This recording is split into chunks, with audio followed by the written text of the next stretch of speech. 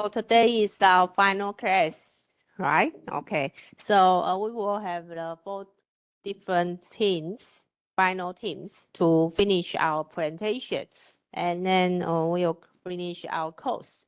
Yeah. So which team is the first team to present today? Okay.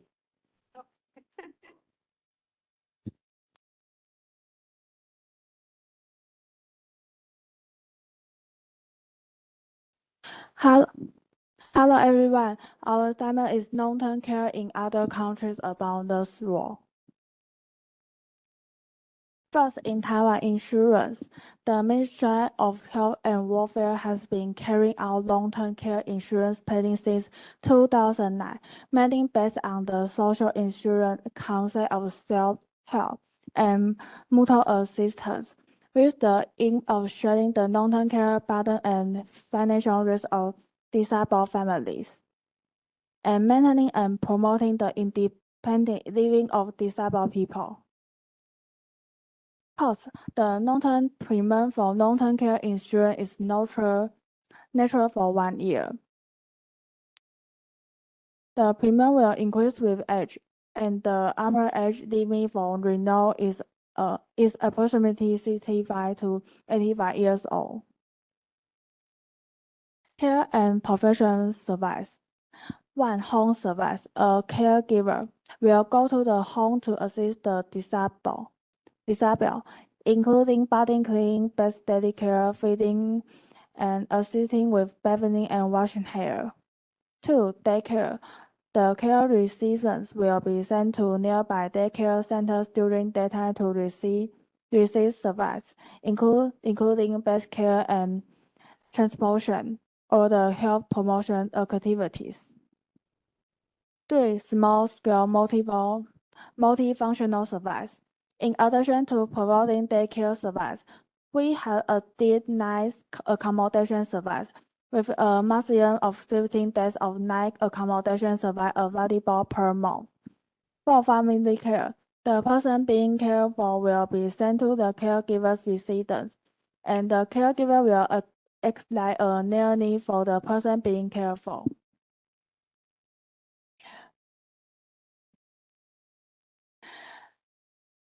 The case is closed when the training goals are achieved. The same professional service technology should be used no more than 12 times, once a week at most, and the training should be complete with 6 months. 1. IADLS rehabilitation and ADLS rehabilitation care. 2. Preparation and implementation of individualized service plans, ISP. What is ISP is develop support service and based on the needs and expectations of care recipients to foster their ability to live independently in the community. 3. Nutrition care. 4. Eating and swallowing care. 5. Care for disturbing behaviors. 6. Bedridden or long-term retreat activity care. 7. Guidance on home safety or barrier-free space planning. 8. Home care guidance and consultation. The transportation. Transport the care recipient to and from community-based long-term care institutions, hospitals for medical treatment or rehabilitation. 3. Rental and purchase of assistive device and employment of barrier-free home environments. The respite service for family caregivers. The concept of respite care is to allow hardworking caregivers to get proper rest while other people or organizations take care of the person being cared for. Respite care services are divided into 3 categories. 1. Home respite. A caregiver provides physical care service at home, charged in units of 2 hours, including assistance with toileting, bathing, and change clothes, or oral hygiene. 2. Institutional respite. The care recipient is sent to a resident long-term care institution for short-term 24-hour care. 3. Community respite. The care recipient is sent to a community care agency, which is mainly divided into the following 3 types. 1. Daycare center.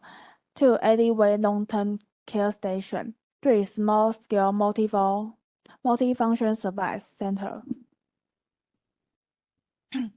The 3 meals are usually as follows.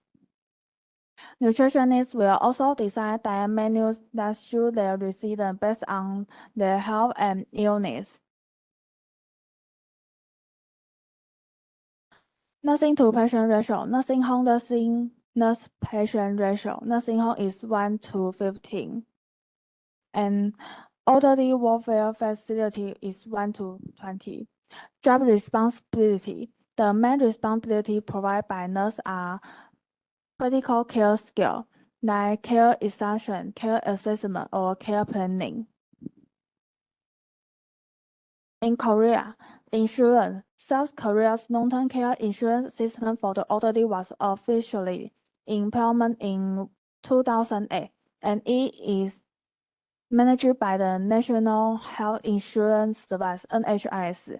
The service touches seniors over 65 years old or those under 65 years old who have stroke and Parkinson's disease and other diseases and need to survive. Costs. Long-term care in South Korea is covered by insurance system, and premiums are paid together with the national health insurance. In terms of institutional care, the cost of public nursing home in South Korea varies by region and level of facility. Service type. 1. Home-based service. Services include home visits, bathing and hygienic care, physical therapy, or occupational therapy.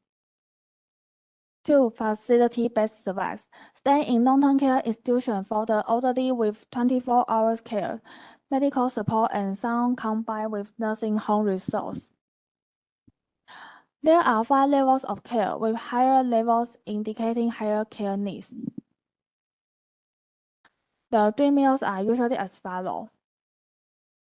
Nutritionists will also design diet menus that suit residents based on their health and illness. Nursing to patient ratio. The ratio of nursing type long-term care institution is approximately 1 to 25. The ratio of convalescent type institution is approximately 1 to 20. The normal ratio for home service staff is 1 to 1, but sometimes it can be 1 to 2. Caregivers need to receive special training, more than 240 hours of training, and pass a national exam. Most caregivers are middle-aged or older women. Job responsibility. The duties provided by nurse mainly include medication, wound and tube care, or the chronic disease management. In Japan, insurance. Category 1. Insured persons. All persons aged 65 years and over. Category 2. Insured persons those aged 40 to 64 who have health insurance and need care due to special disease, such as stroke, Parkinson's disease, or dementia. Costs managed by local government and part of the social insurance system. Service type is divided into 2 categories: home care and institutional care. 1. Home service, visiting care and daycare center, and visiting bathing or missing rehabilitation. 2. Institutional service, special care for the elderly, and care facility for the elderly, like combining medical and rehabilitation function. 3. Other support. Subsidy for renting or purchasing assistive device such as wheelchair, electric beds, and home accessibility modification, such as installing handrails and ramps. The level of care is classified into 7 levels. Needing care moderate to severe disability. The 3 meals are as follows. It will be individually designed according to the elderly age, chewing ability, swallowing function, disease condition, and nutrition needs, and graded according to swallowing function, including regular food, like original food. Care to patient ratio. The nurse-patient ratio in long-term care institution is about 1 to 30 to 50. The caregiver ratio is about 1 to 3. The job responsibility. Nurse provides health management, medication when treatment, disease observation, emergency treatment, and other measures. Caregiver, daily life care, such as bathing, toileting, eating, turning, companionship. Care support specialists, develop care plans, and community across teams. In government, insurance, government has employment statutory care insurance since 1995, and the cost mainly comes from insurance premiums. Cost. Long-term care insurance in government is a pay-as-you-go system, and the premium rates will be adjusted depending on the insurance financial situation. Service type. The type of long-term care service in government are mainly divided into home service, community service, and institutional accommodation service and comprehensive service. The home service account for the majority, about 80%, including home care, family assistance, and the home care, while institutional accommodation service accounts for about 20%. 1. Home service. It can provide disease treatment, wound care, and medication management, and other services for individuals with medical needs performed by qualified nurse staff. 2. Community service. Provide daycare service so that individuals can have a place to receive care during the day to avoid staying at home for long periods of time, which would cause stress to caregivers such as daycare centers. 3. Institutional accommodation service. Provide different levels of resident care, such as long-term care institution, nursing home, and elderly welfare institutions. 4. Comprehensive service. Comprehensive service provide comprehensive service including accommodation, medical care, and social worker. The 3 meals are usually as follows. Not mentioned, however, nutrition needs will decide their menu that suits the residents based on their health. Nursing to patient ratio. Nursing home nursing patient ratio is 1 to 3 or 2. Job responsibility. The duties provided by the nurse mainly include feeding, giving oral medication, and dressing and washing or showering and cleaning up equipment. Okay, thank you.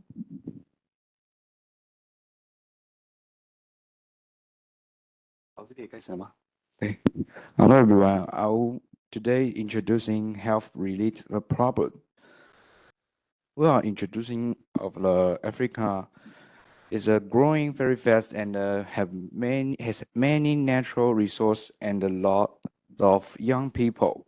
But for a long time, it has had many health problems. Like WHO 2023 says, they even thought only about 70% of the world's people live in Africa. The continent has more than 24% of the world's sickness. Every year, many people die from disease that could be stopped, especially children and women.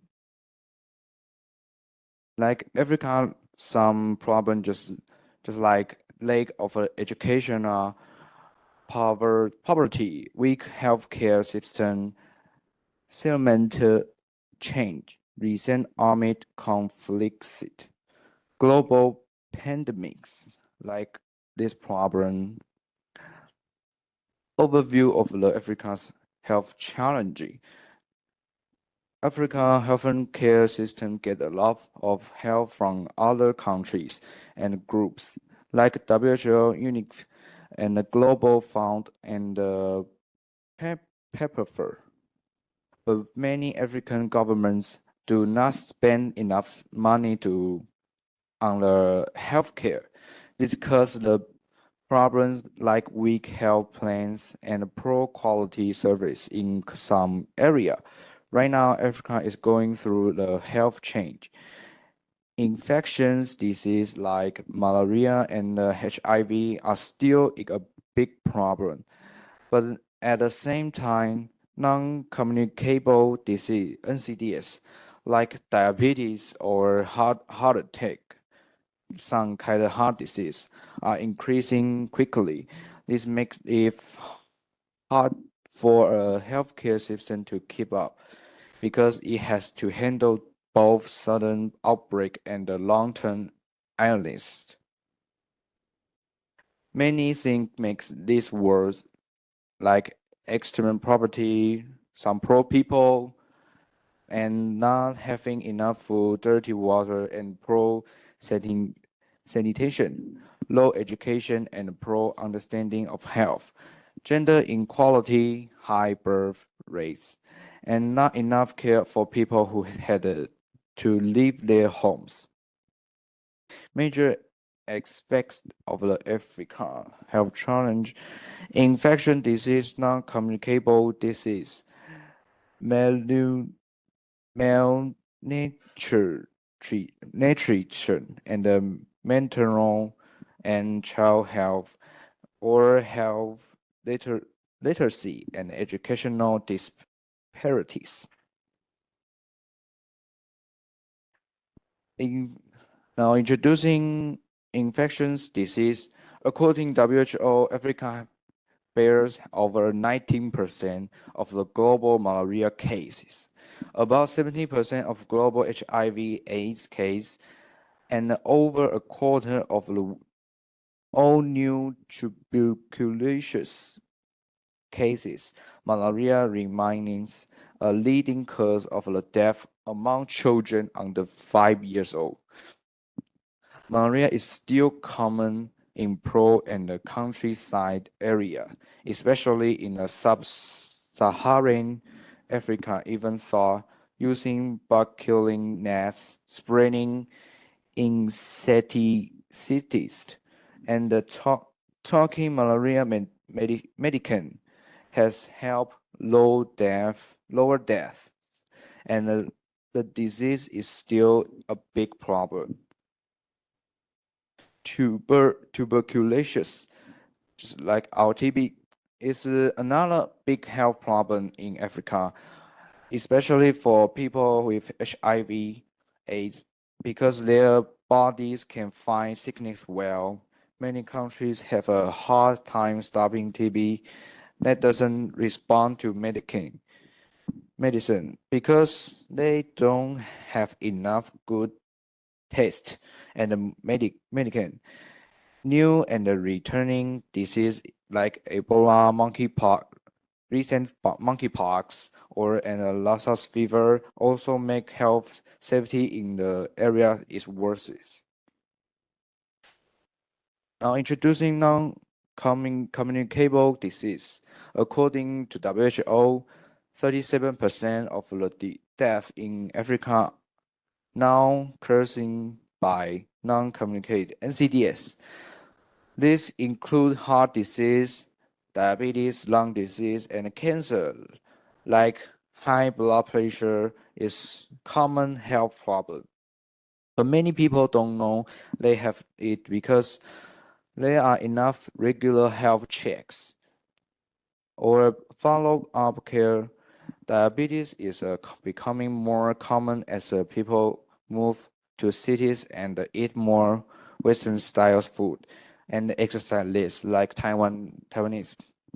The International Diabetes Federation says that more than half of the people with diabetes in Africa don't know they have it, which is the highest number in the world. Cancer is also a big problem. So cancers are caused by infection like cervical and liver cancer, while others like breast and colon cancer, like are linked to the lifestyle. Many people die from the cancer in Africa because there isn't enough testing. Diagnosis is often late, and treatment are not the same everywhere. And three, malnutrition and mental and children health. Africa has one of the highest rates of children malnutrition in the world. About 1 in 3 children under 5 are too short for their age because they don't get enough food over time. Many also suffered from sudden weight loss and lack of important vitamin, especially in areas with droughts or war. Food shortage affects not only children but also pregnant and breastfeeding women, which can harm the baby's growth and health. According to WHO, about 70% of all maternal deaths happen in southern Saharan Africa. This is mostly because of not having trained birth helper, poor transporter, and health center. Most newborn deaths are caused by being born too early, trouble breathing infection, and not enough nutrition. Many of these deaths could be prevented with best care before the after birth. For health literacy and education disparities,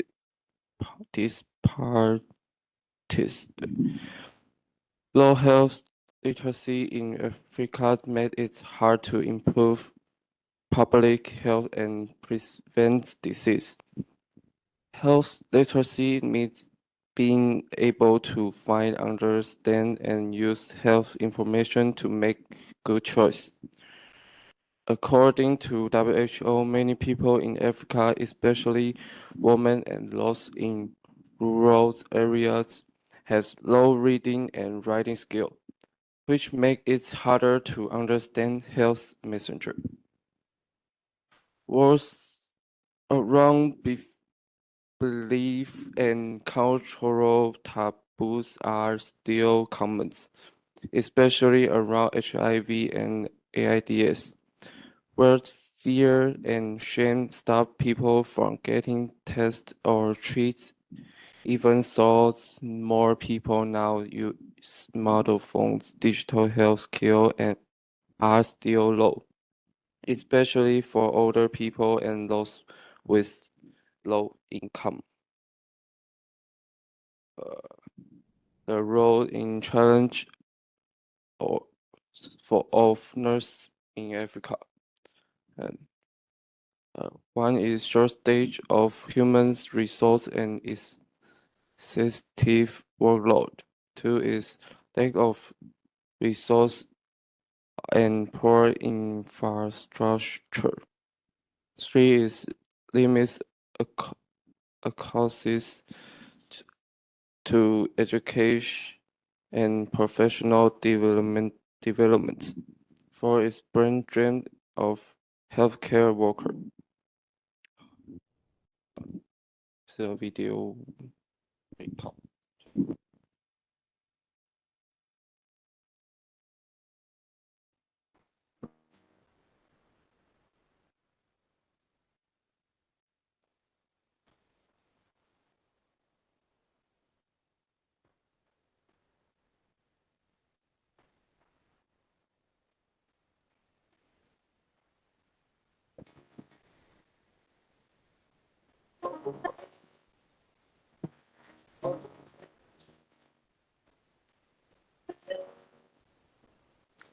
My name is Olabuheng Mumakwe. This is Deep Flute. This is my home.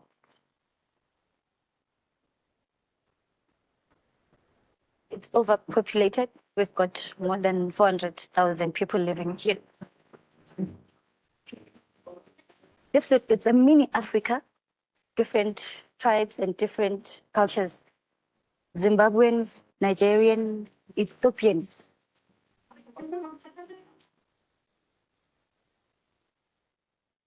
It's got a lot of passages where we need to turn back and find your way out. We just avoid walking at night. My sense of community comes from my mother and my grandmother. And as a community health worker, we need to make sure that that person is getting the treatment that she needs.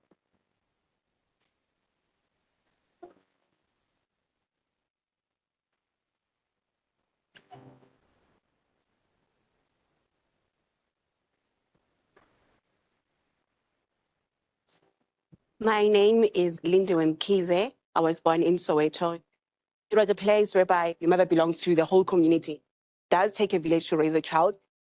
When I hear nurse, I hear caring, I hear love, I hear uplifting, I hear giving someone else a chance. It's about hope. Access to medication in Deep Flute is difficult. Raise a clinic, it used to be a mobile clinic, and then last year it was built. It's more than a clinic. RISA is between the private sector and the public sector. The costs are enough to cover the clinic, and we get medication from the public sector. If somebody comes and they don't have money, we don't turn them away.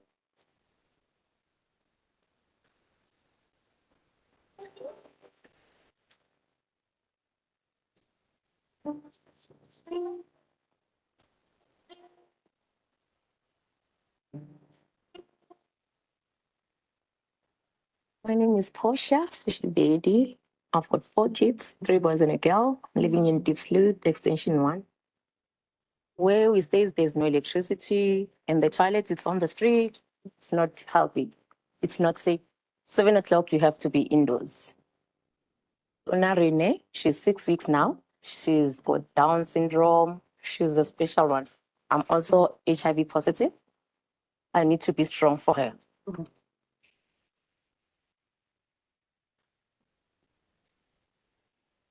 We've got 2 public clinics. You have to queue there from 5 until 3.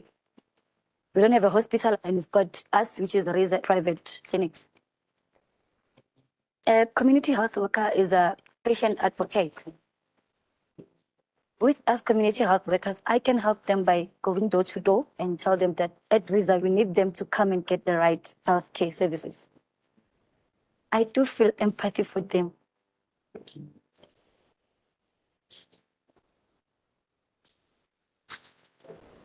My favorite part of the clinic is the pharmacy. I'm interested in medication because I get to learn what antibiotics are and what are they doing into my body. Getting to learn that, it's very exciting. Becoming a pharmacy assistant, it's really what I'm hoping for and what I'm willing to do in future.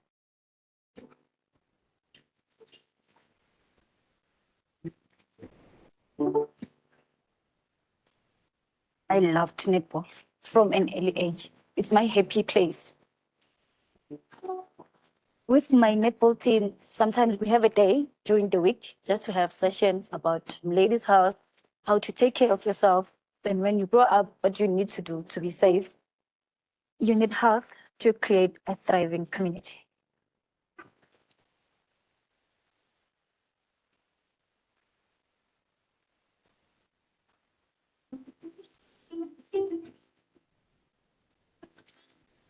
The nearest hospital from Diepsloot, it's Raimamusa, which is 35 kilometers away. So it's very difficult for patients to get there. At times, we even have to pay for Ubers so that people are able to get to hospital on time. You feel obligated that you need to do it as much as nurses don't get paid much. Patients are happy to pay the small amount that they pay at RISA because they know that they're not going to be turned away. People get a sense of ownership when they pay for their healthcare, so they will take care of themselves. As a mother, I feel a strong bond with these women. I think I have delivered more than 100 babies. I'm the first person who sees this baby before their mother. So before God, it is me.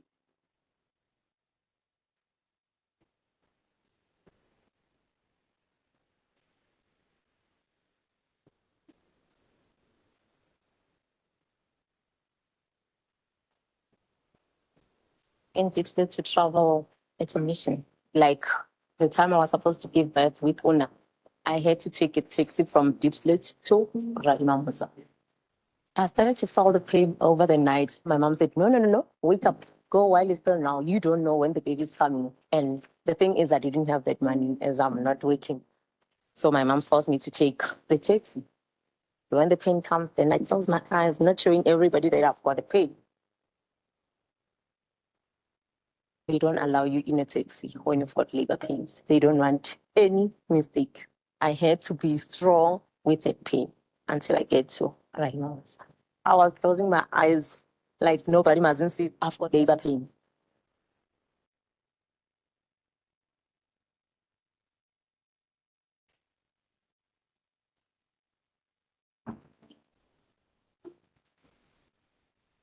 The Soweto Towers represents the greatness of Soweto.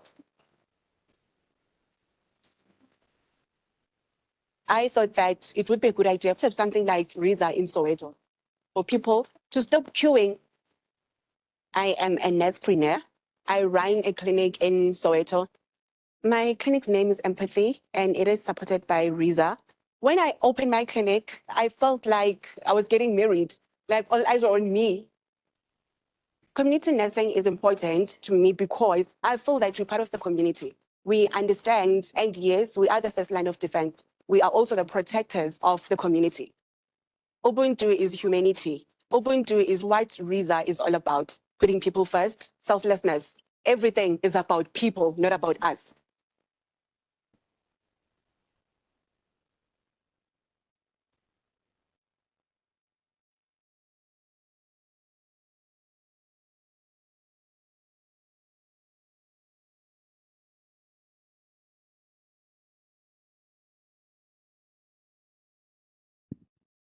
然后下一个是 nursing best strategy or and solution.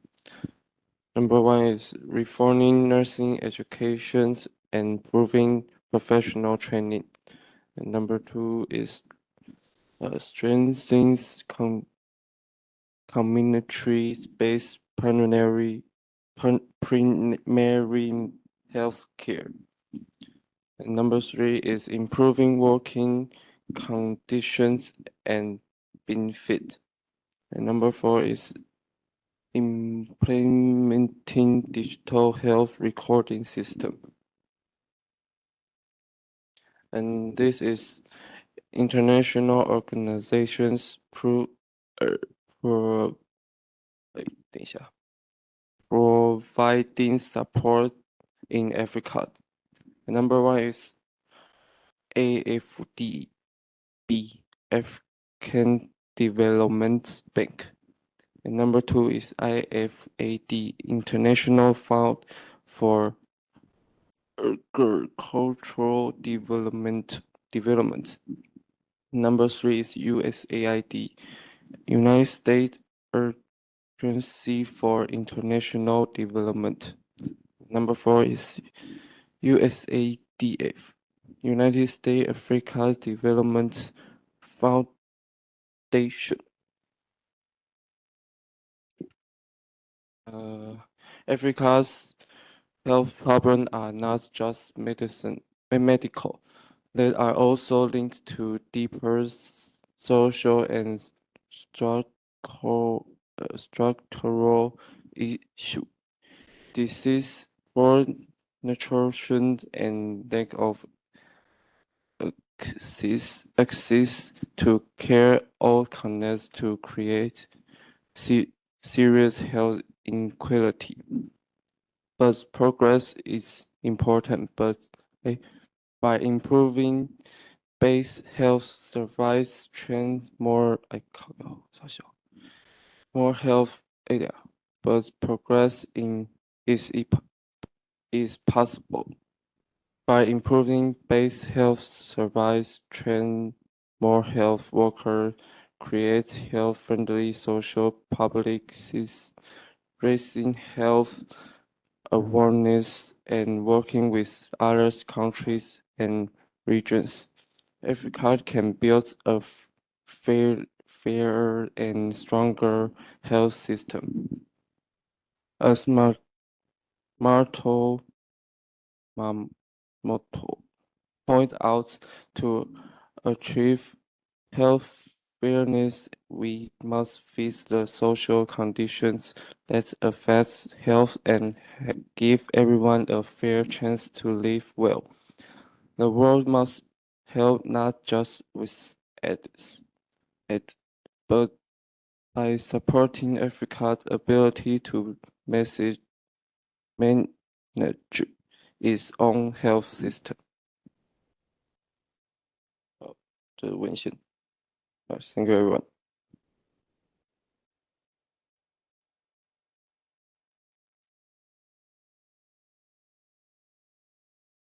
Hello everyone, we are Team 7. We are going to introduce travel nurse. This is our outline. What is travel nurse? A travel nurse is a registered nurse who accepts short-term assignments, typically ranging from 8 to 26 weeks, at hospital or healthcare facilities in different locations. They are usually hired to address staffing shortage, seasonal demands, or special projects. Origin and development. The nurse shortage crisis of the 1980s in the US. In 1980s, many healthcare institutions in the United States faced a critical shortage of nurses, especially during flu season or holiday periods.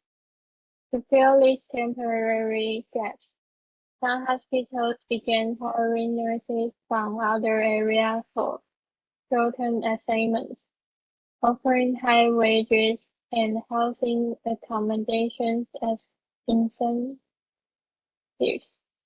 The rise of staffing agents. To better organize this growing demand, the specialized staffing agents such as American Mobile Healthcare emerged to match nurses with hospitals. These agencies helped hospitals quickly find qualified staff, while also assisting nurses with contract housing, licensing, and other logistical issues. Expansion and systematization, 1990s to 2000s. As healthcare needs become more complex,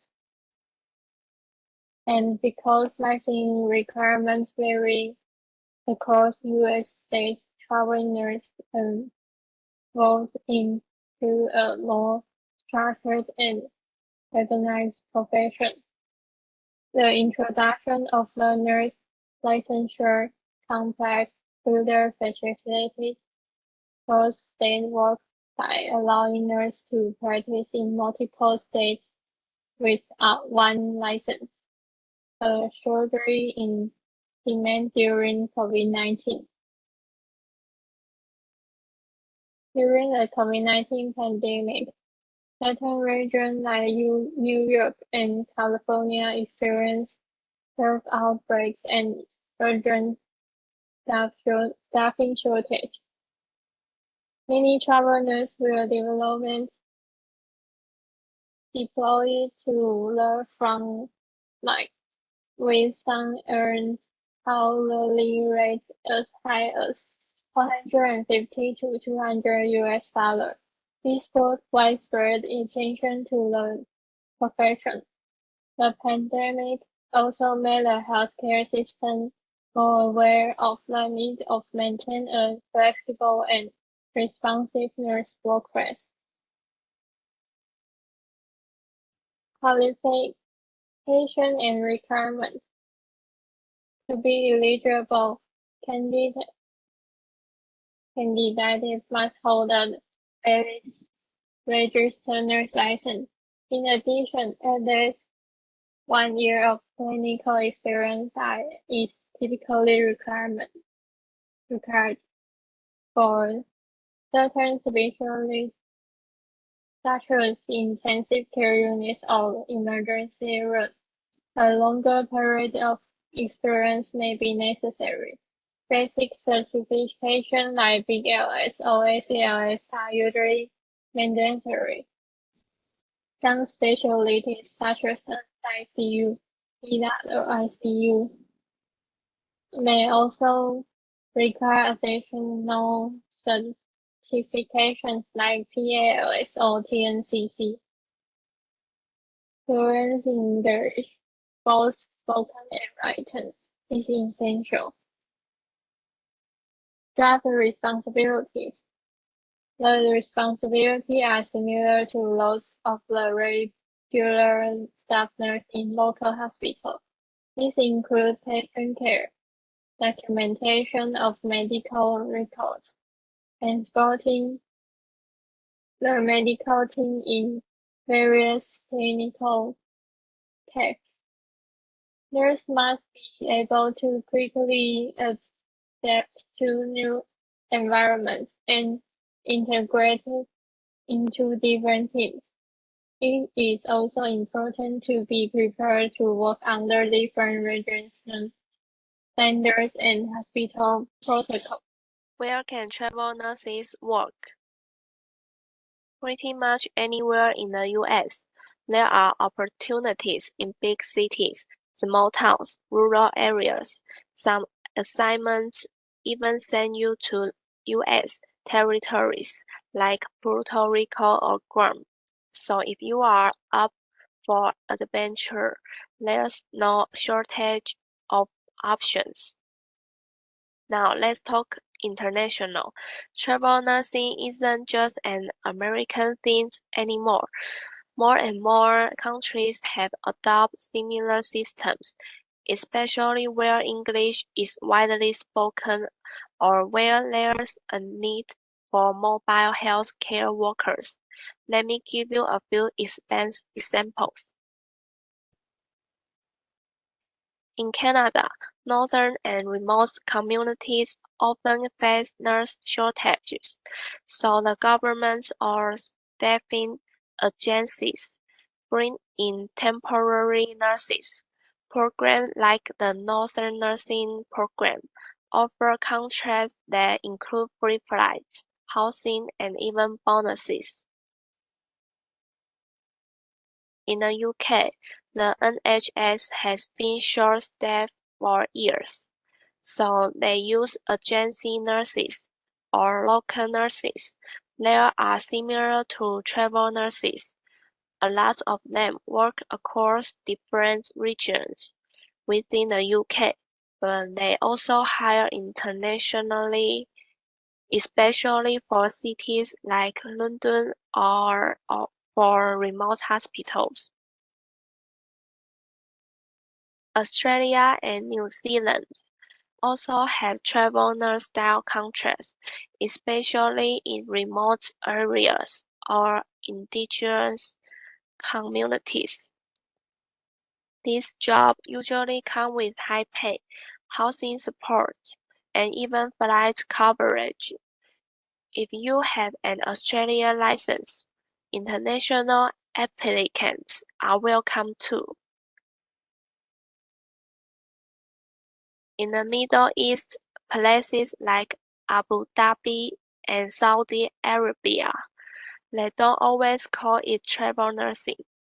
but the setup is similar.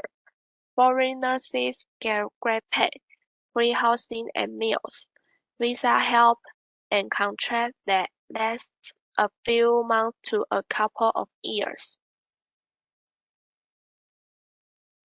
What about Asia? It's a bit more traditional when it comes to hiring, but some places are starting to open up. Singapore brings in short-term nurses from countries like Malaysia and the Philippines. Hong Kong hired foreign nurses during COVID. Japan and South Korea are still pretty cautious, but with aging populations, long-term care may drive demand for international nurses soon. So in short, travel nursing is becoming a global trend as healthcare systems struggle to fill staffing gaps, especially in remote or underserved areas. This flexible model is catching on around the world. And of course, let's talk about salary and benefits. Travel nurses usually earn more than staff nurses. On average, you are looking at around 2,000 to 5,000 per week, depending on your specialty, experience, and location. That pay usually includes your base wage, a housing allowance, travel reimbursements. Some agencies also throw in signing bonuses, contract renewal bonuses, health insurance, retirement plans, and more. Today I'm going to share with you how to become a travel nurse in the United States. This is a great opportunity to travel, gain experience, and earn a competitive income at the same time. The 4 Dummies pages has 6 steps. Step 1. Check your eligibility. First, you need to have a valid U.S. registered nurse RN license. Most agents also require at least 1 year of clinical experience, ideally in inpatients, units like ICU or ER. You also need to have basic life support certifications like BLS and sometimes ACLS, depending on the unit. Step 2. Prepare your application documents. You will need to prepare the following documents, which will highlight your clinical skills. Recommendation letters, usually 2 to 3. Copies of your own license and other certification like BLS or ACLS. Step 3. Choose a travel nurse and agency. Next, choose a few trust travel nursing staffing agents. Some popular ones include AR Healthcare, AMN Healthcare, Cross Country Nurses, TNAA, and Lament Health. It's a good idea to register with 2 to 3 agencies at the same time to increase your chance of finding a match. Step 4. Get matched with assignments. Your agency will match you with assignment basis on your specialty, location, preference, and pay expectations. Contracts typically last 8 to 30 weeks, and you can choose the hospital, city, and start date. Step 5. Review and accept the offer. Before accepting the offer, make sure you understand the salary breakdown, including base pay, housing, stipend, and travel reimbursement. Ask if the contract includes health insurance, 401k, retirement plans, or contract compensation, patient bonuses.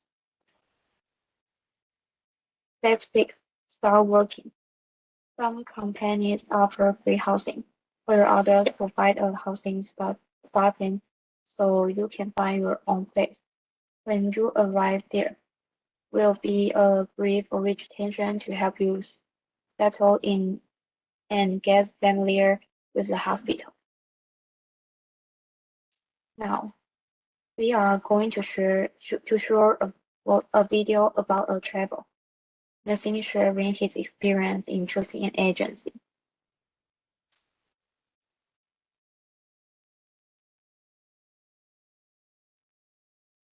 Obviously. So let's talk a little bit about agencies. So I did quite a bit of research on agencies before I really decided to stick with who I'm with right now. And if you guys want to know who I'm with, go ahead and like comment or ask in the comment section, and I'll be able to, you know, shoot you a quick email. I actually don't even mind talking about pay. I think it's really important for people to know what a good pay package looks like versus a crappy pay package. I want travel nurses, especially now in like it's becoming a more popular thing to do.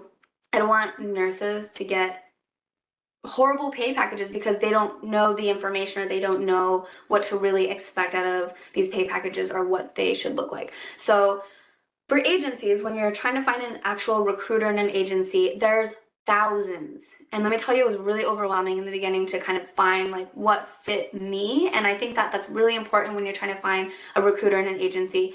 Number one, when you're trying to find your agency, go with an agency that fits your lifestyle needs and fits your needs overall. Why are you doing this? For the money, for resume builder, for travel, like what do you want? And associated with that, it's actually what's more important is finding a recruiter you trust, for me anyways, who's super transparent, because I'm very like, I like to be open. I want people to be like, yo, this is what's going on, this is why they're paying this much, or this is why they're in need. So I can go in with like an already, you know, set mentality of, okay, I'm here to do my job, or I'm here to, you know, help the the floor that I'm going to be working on. So I think that everyone should have at least 3 agencies under their belt. And what I mean by that is you can compare pay packages. So a large agency that I'm with right now may offer this pay package, and the smaller agency may offer this pay package. And the smaller agencies, usually it depends on which one you are looking at, but they'll offer a really high pay package and you're like, whoa. And it's usually because the bigger agency, number one, they're trying to get that money. I'm just going to straight up say it. They're trying to get that money. And on top of that, they are paying a lot of overhead people. So billing, financial, the recruiter, all these other middlemen that are helping run the process of the actual agency itself. So I get it, but I know what I deserve, and I know what I want to get paid, and I know what I deserve to get paid. So when you find an agency and a recruiter that you really like, what happens is you build a profile with these agencies. So it's usually like how much nursing experience you have, what kind of credentials you have, which are also really important. So like CEN, TNCC, ACLS, BLS, PALS, all those kinds of extra certifications and other licenses you may have on top of that all kind of build up your resume for hospitals, because although travel nursing is lucrative, it is very competitive as well. Like you and maybe 20 other nurses are competing for this one spot at this hospital. So it kind of depends on like where you're applying for, and it's just like one big lottery sometimes. So for me personally, when I first started my contract, I picked an agency that had an exclusive contract with the hospital. So it was almost kind of like an immediate in, so I can just get my feet wet, so I can be like, hey, like for my next assignment, hey, I already have one contract under my belt. These people recommended me. They asked me to actually stay permanent staff, which they really did, at their hospital, which looks really good, right? And when they call your recommendations, you want to make sure you have good recommendations. So you do actually go through an interview process, which I've only actually interviewed with one hospital, and it wasn't John Muir that I worked at, and it wasn't in San Francisco General that I work at now. It's actually a contract in Oroville. I haven't really had an experience with interviewing over the phone. Sometimes they do Skype and stuff like that. So I haven't had that experience, and I'm sure I'll run into it, obviously. But for me, it's been like a pretty smooth transition in terms of like getting a job. So the jobs are there. It's all about what you want, your flexibility. And I think for your first contract, it is super important, you guys. First contract, to be flexible. And I'm not saying take the trash assignment. Obviously, that's never what I'm saying, but just being flexible and being able to Like you're not going to get Hawaii and you're not going to get amazing pay in Hawaii. Like, let's be realistic. You have to be realistic for your first contract. Like, okay, California, I'm getting paid a really good amount of money, and okay, this is my first contract, just get my feet wet, and so on and so forth. And then the next assignment, you kind of say, okay, these are the things that I learned from my first assignment, and now this is what I want, and this is what I know I deserve. So that's my advice to you guys. For those of you who are in the process of, getting started with travel nursing, you've already signed the contract, and I just want you guys to know that, like, it is scary stepping outside of your comfort zone, and that's just with like anything, right? That's with starting a new job, getting into a new relationship, maybe having a child, like anything with a big transition is going to be scary. But I will tell you that it grows you so much as a person, and I'm talking about travel nursing now, as a nurse, just in your career, just like everything. And it really is what you make of it. Just as in everything in life, it is what you make of it. It's totally dependent on like what you want from it, as I've explained before. So I just think it's really important to ask yourself why you want to do it, and number two, just like go into it with an open mind, because anything can happen. You could find the hospital of your dream. You could find the place that you want to live for the rest of your life, depending on how old you are, or even if you're just trying to find a new location to hang out. I will say that it is not for everyone. If you don't like moving every 13 weeks, if you aren't super adaptable or flexible, if you don't really have like an open mind, I would almost say, it's going to be kind of hard for you to adjust to travel nursing. And I think over time, you do just get used to it. Like in the beginning, I felt like myself struggling with trying to accept the fact that like, you're not at home anymore. This is not your hospital. These are not your people. Like, you need to adapt, and you need to be okay with the fact that like change is constant. And I think a lot of people fight that in their lives in general, and I'm not talking just strictly about travel nursing, but they fight the change in general. And once you start to change your mindset and change your perspective, like that's easy for some people and it's really difficult for others. So if you really don't like being flexible or open-minded or adaptable, and I don't really think travel nursing is for you, but I'm not trying to tell you how to live your life. I think most nurses should try travel nursing to see if they really like it. And if they don't, guess what? Your hospital's waiting for you back home. You can just go right back to where you were at your hospital. Don't worry. If you guys have questions. Pros and cons. Being a travel nurse offers great benefits, including high pay, flexibility in choosing locations and schedules, and opportunities to enhance professional skills. It allows nurses to combine work with travel, reducing burnout while avoiding workplace politics. However, there are challenges.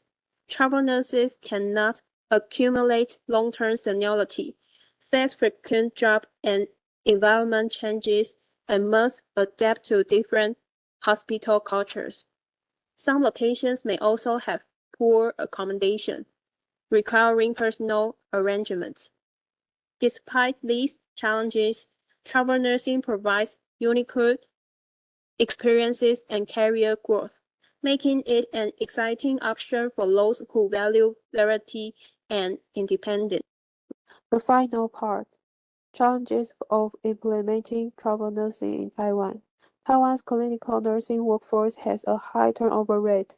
If regulations for travel nurses are established, nurses could work through agencies, which would also serve as intermediaries for addressing workplace issues. This might help alleviate the nursing shortage and reduce resignation rates. However, Taiwan's nursing profession places significant emphasis on seniority. If travel nurses are excluded from seniority-based pay structures, salary disputes could arise. Additionally, under Taiwan's Nursing Act, RN have the same scope of practice as general nurses and can perform invasive procedures like their counterparts in the United States. This limitation may make travel nurses feel their expertise is underutilized. Looking ahead, if the government successfully introduces foreign nurses into the healthcare system, similar regulations for travel nursing could be adopted to protect their rights and working conditions. Here are our references. Thank you for listening. Hello everyone, we are Team 3. This is our member Rebecca, Eva, and Jack. Our topic is working holiday. How is a working holiday? The most common way to study and work, also known as working travel or working holidays, is to go abroad with a Taiwan working holiday visa. You can visit towards at vacation, learn English or other foreign language, and work to even living expenses. App for a visa. As of January 2015, people aged 18 to 30 the upper limit in some countries is 26 or 35 can choose to work and holiday in 17 countries. Passport validity per word. Always, usually the passport must be valid for at least 6 months and some countries even require more than 12 months. Health and good conduct. You may be required to provide a medical examination report and a certificate of good conduct, law of non-criminal record, proof of financial ability to prove that you have enjoyed funds to cover your entitled living expenses. Working holiday visa information. 那我们就选了3个，澳大利亚是没有限制名额，然后是5000澳币。那日本的话是1万，那是新台币8万。那年龄的话是在18岁到30岁。那加拿大的话名额是940，是2500加币，然后是18到35岁。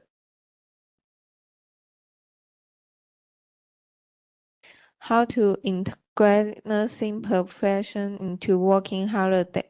Since most countries require a local formal nursing license to engage in clinical nursing, most working holiday will involve no clinical work, live-in care, caregiver, adult care assistance, child care assistance, care assistance, restaurant, hotels, famous. Introduction to probably country Australia. Australia is one of the most popular working holiday destinations for Taiwanese people. Among them, agile care jobs are in great demand. The hourly wage is usually around AUD 25 to 35, about 500 to 700, with good benefits. Besides English skill and sample care train are required.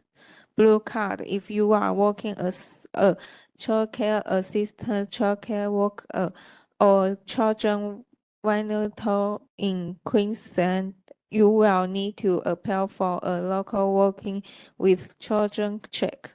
If you are working in other states such as NSW or Victoria, please check Certificate 3 in Health Service Assistance, suitable for those who want to work as nursing assistant or support medical staff in hospital or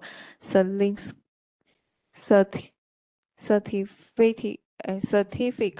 3 in daily support, suitable for those who want to work a long-term care, disability care home or community care.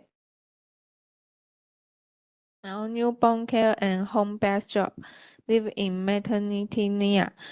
Take care of newborn, prepare postpartum meals, assist with breastfeeding, perform light housework, mainly service Chinese-speaking families' expenses in maternity or pediatric nursing per female and a communication per vote. Weekly AUD 1,200 to 2,000. No living in maternity. Daily in-home visit more fair schedule per paid hourly AUD 30 to 50 hours. A pair living in childcare helper provide child care and help with light housework in exchange for accommodation and park money. Live with local families expenses authentic Australian lifestyle. Weekly AUD 150 to 300 for both demi-paid part-time or paid part-time childcare and housework free time for other work to or study. Suitable for WHV. Hold our students weekly AUD 2,200 to 400 per book. Nursing care and medical assistant job. Care assistant provide daily care assistant with activities, emotional support to elderly residents. Having care typical care 3 per week, AUD 28 to 40 hours. Hire on weekend public holidays. Community nursing, wound care, medication management, rehabilitation, service in community center or home, independent work style, AUD 30 to 40 hours. Disabled sport work, sport with the disabled in daily assist activities, emotional well-being, rehabilitation, compassion and communication skill need, AUD 28 to 40 hours. Home care work, help either send with house chores, shopping, attending appointment, and emotional companionship on transportation of request, AUD 28 to 35 hours. Assistance in nursing in hospital. Assist RNS with best care with vital sign sample medical procedures. Request certificate 3 in health service assistance, AUD 30 to 40 hours. Night shift weekend, AUD 45 to 6 hours. Okay, Canadians working holiday visa is part of the International Experience Canada program. Because working holiday visas are short term, you usually cannot work directly as a RN in a hospital. CPR and first aid certificate and a police check and a medical exam. Those who perform well may have the opportunity to apply for work permit with the help of their employer, or even further apply for Canadian skill immigration. And this sheet shows a different job type and the hourly wage. Yeah.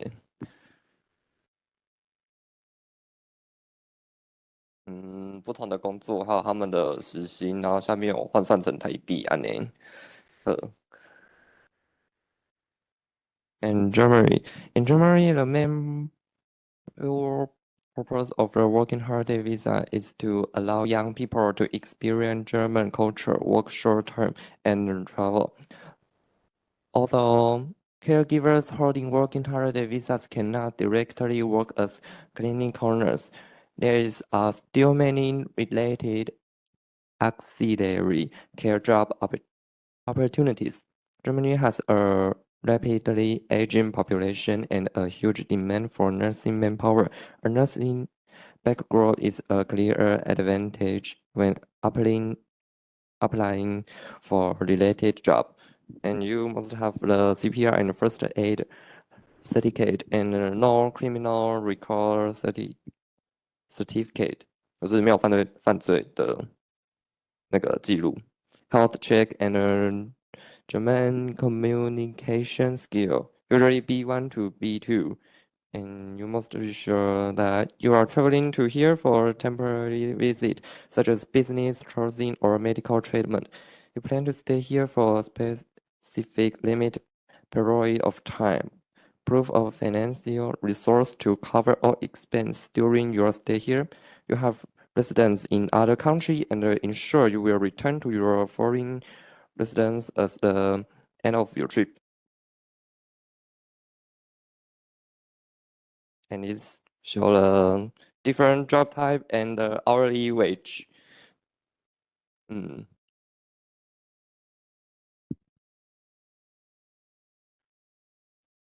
In conclusion, the highest paying option is working in Australia. But if you choose Canada, you may have the opportunity to apply for working permit with the help of the employer and working holiday in Germany. Because of the rapidly aging population, they need huge demand for nursing manpower. The nursing background may let you get a stable job.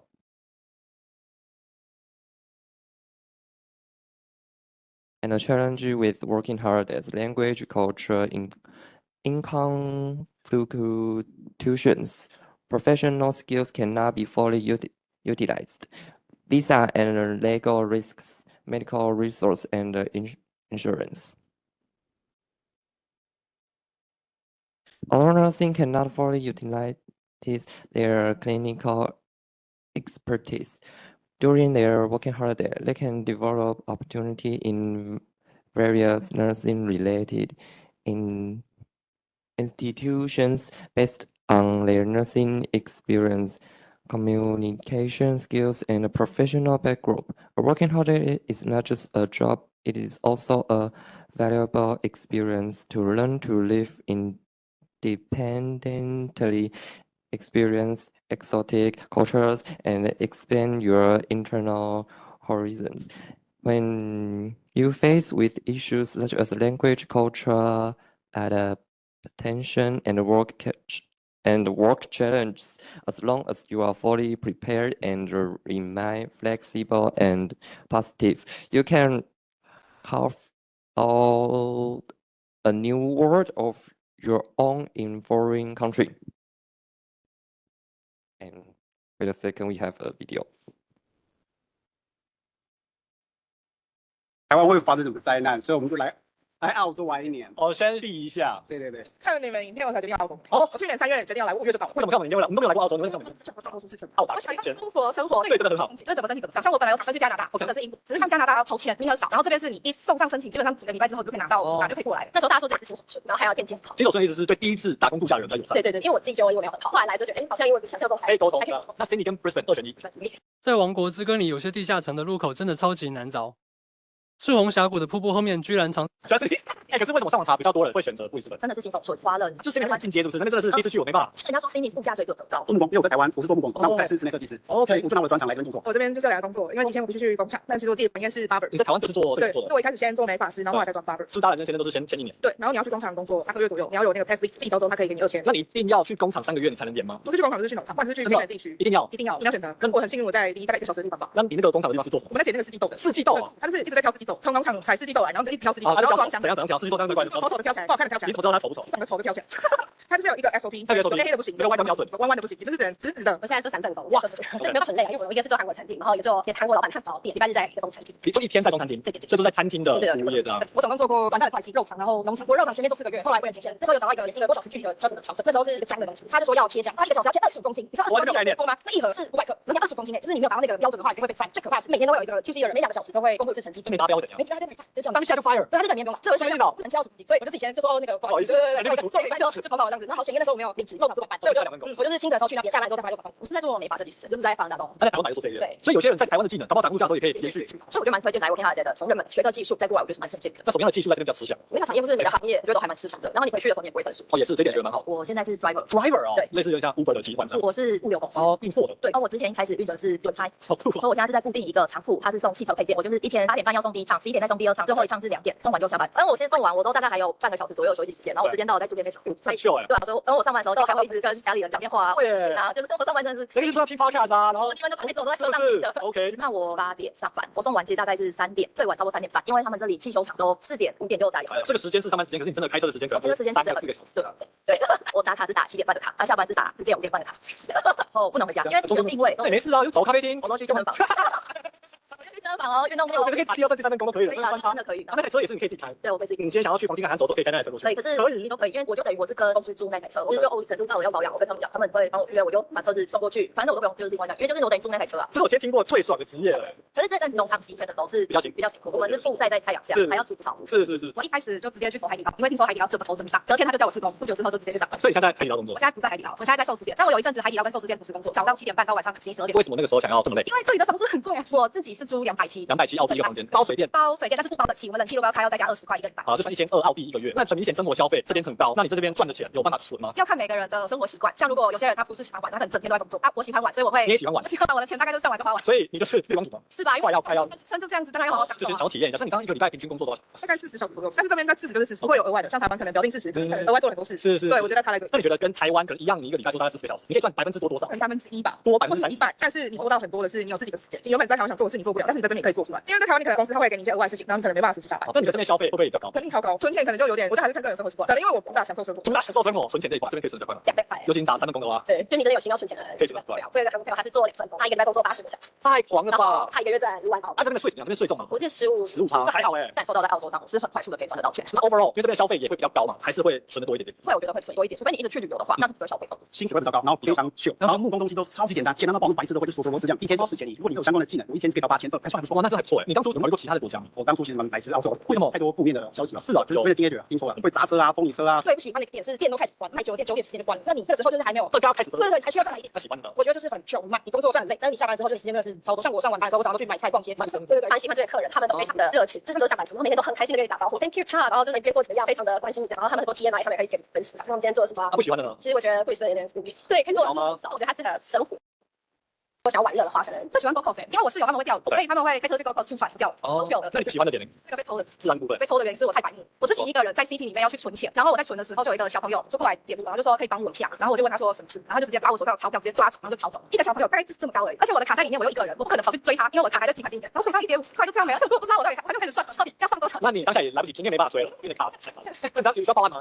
我跟你说，那个 ATM 的旁边就是警察局，但是那时候是晚上，警察局根本没有人，我按电铃等了半天，警察后来就是去调一下监视器，隔1个小时之后，他真的有找到那个小孩。我蛮有小雨的。但是因为这里的小孩权力很大，他不能他看得到我的钱被他抓走了，对，他不知道金额是什么，所以他不能说哦我要还给他多少。然后我后来知道，就是那个警察跟我讲说，这其实是一个共犯结构，他们这边的老大可能一些成年人就是要这些小孩专门去抢的这些吃笨笨的刚来的。这个包包也是很不行，那这边是哦 OK。你要在没有 security 的情况下去存钱或领钱，一定要早上然后进去有航员的地方。如果你要存大量钞票的话，但我有其他朋友就是走在路上被打哦，就是 teenager，又是 teenager，这边 teenager 很狂哎。我脸皮的厚，虽然很讲不好，或者文法演说我什么的，但我不会怕讲。那你觉得这一年自己的英文程度提升吗？我觉得到了我们去南北农场的时候，那时候是住在澳洲人家，才真的提升。因为刚好我的房东很喜欢讲话，所以他们每个月那个社区的派对，我们也会跟整个邻居就是一起办 party，然后聊天，然后对他们每天回家跟讲说你发生什么事，他发生什么事，然后一起会跑，就讲。因为我仓库那边。Okay, thank you everyone.